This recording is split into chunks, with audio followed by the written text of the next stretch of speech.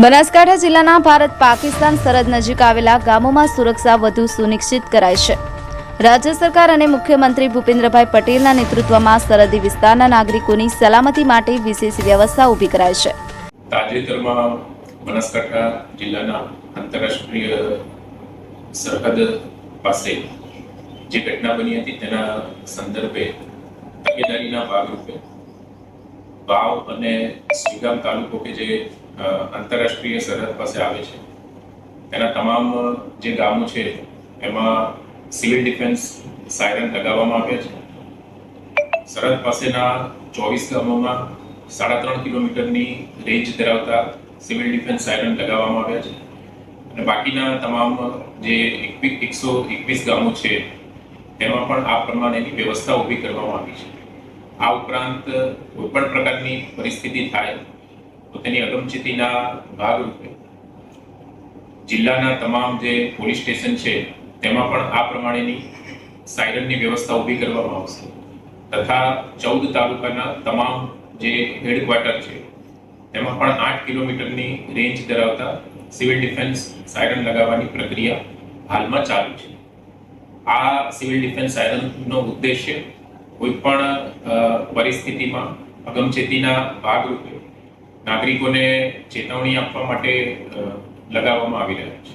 ધન્યવાદ। રાજ્ય સરકારના નિર્દેશોના પગલે બનાસકાંઠા જિલ્લા વહીવટીતંત્ર દ્વારા સરહદી ગામોમાં આધુનિક સાયરન એલર્ટ સિસ્ટમ સ્થાપિત કરાઈ છે, જેનાથી ગામ લોકોની સુરક્ષા વધુ મજબૂત બની છે। નમસ્કાર, હું ડૉક્ટર અરવિંદ પ્રજાપતિ, પ્રાંત સુઈગામ। આપણે સૌ જાણીએ છીએ એમ કેન્દ્રીય ગૃહ મંત્રાલય દ્વારા સિવિલ ડિફેન્સ મોક ડ્રીલનું આયોજન કરવાની સૂચના હતી।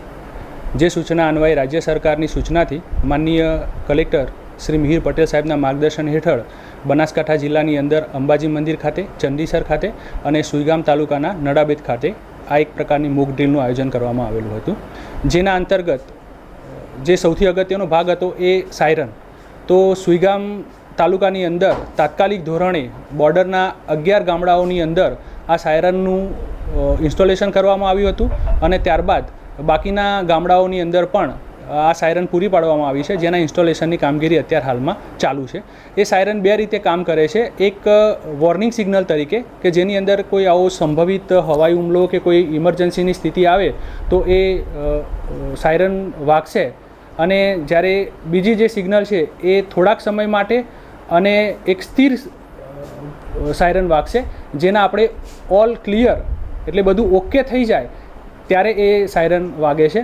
આ જે સાયરન છે એ સાયરન એ ખરેખર તાત્કાલિક નાગરિક પ્રતિભાવ એટલે કે લોકોના ક્વિક રિસ્પોન્સ માટે બહુ અગત્યનો ભાગ ભજવે છે અને આપણે આખા બનાસકાંઠા જિલ્લાની અંદર માનનીય કલેક્ટર સાહેબની માર્ગદર્શન હેઠળ આપણે સિવિલ ડિફેન્સ ટ્રેનિંગ પણ આપેલી છે કે આવી જ્યારે કટોકટીની સ્થિતિ કે ઇમરજન્સીની સ્થિતિ કે યુદ્ધની સ્થિતિ આવે છે ત્યારે આપણે શું કરવાનું છે।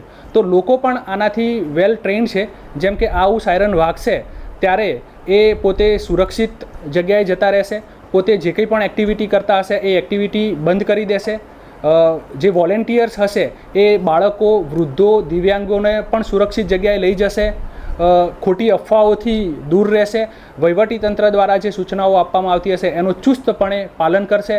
તો આ ટ્રેનિંગથી સજ્જ આ જે સુઈગામ તાલુકો અને બનાસકાંઠા જિલ્લાના જે દરેકે દરેક જે નાગરિક છે એ સુસજ્જ છે, એટલે આ સિસ્ટમ એ ખૂબ ઉપયોગી નીવડશે। છેવાડાનો આ જે તાલુકો છે, બોર્ડરનો જે તાલુકો છે એ તાલુકાના દરેક ગામડાના એક છેવાડાના નાગરિકની ચિંતા કરવા માટે આપણા સંવેદનશીલ મુખ્યમંત્રી માનનીય ભૂપેન્દ્રભાઈ પટેલ સાહેબનો હું આ વહીવટીતંત્ર વતી અને આ બોર્ડર જે તાલુકો છે એ તાલુકાના દરેક ગામડાના પ્રત્યેક નાગરિક વતીથી હું હૃદયથી આભાર માનું છું અને સાથે સાથે આશા વ્યક્ત કરું છું કે આ જે નવી ટેકનોલોજી છે કે જે સાયરન જે દરેક ગામની અંદર ઇન્સ્ટોલ કરી છે એ જ્યારે પણ આવી કોઈ કટોકટીની સ્થિતિ આવશે, ઇમરજન્સીની સ્થિતિ આવશે કે કોઈ પણ પ્રકારની યુદ્ધની સ્થિતિ આવશે ત્યારે એક સચોટ માહિતી થી લોકોને વાકેફ કરવા માટે, એક ચેતવણી આપવા માટે અને જે આપણે નાગરિકોને સુરક્ષિત કરવા માટે જે રાજ્ય સરકાર જે સતત ચિંતા કરે છે એમાં 100% આપણે સફળ થઈશું। ઉલ્લેખનીય છે કે રાજ્ય સરકાર તથા મુખ્યમંત્રી ભૂપેન્દ્રભાઈ પટેલે સરહદી વિસ્તારોમાં શાંતિ, સુરક્ષા અને વિકાસ એક સાથે આગળ વધે તે માટે અનેક પગલાં લીધા છે. નમસ્કાર, મારું નામ ગૌસ્વામી ગૌતમપુરી કૈલાશપુરી. મારું ગામ દુધોસણ, તાલુકો સુઈગામ, જિલ્લો બનાસકાંઠા. મારું ગામ અહીં સરહદના વિસ્તારમાં આવેલું છે અને જ્યારે આવી આપાતકાલીન પરિસ્થિતિઓમાં સરકારે સાયરન લગાવેલું છે અને તેના કારણે ક્યારેક એવો સમય આવે અને સાયરન વાગે ત્યારે અમે સાવચેત થઈ જઈએ છીએ અને ગામમાં લાઇટો બીજી બંધ કરી નાખીએ છીએ અને એના કારણે ગામમાં એક સુરક્ષાનો માહોલ ઊભો થાય છે.